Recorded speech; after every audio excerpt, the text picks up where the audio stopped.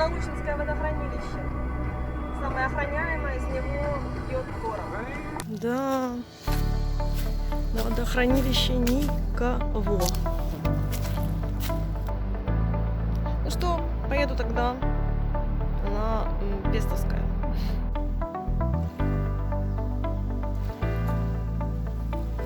Шикарный бережок.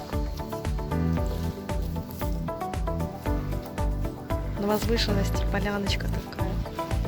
С таким шикарным видом.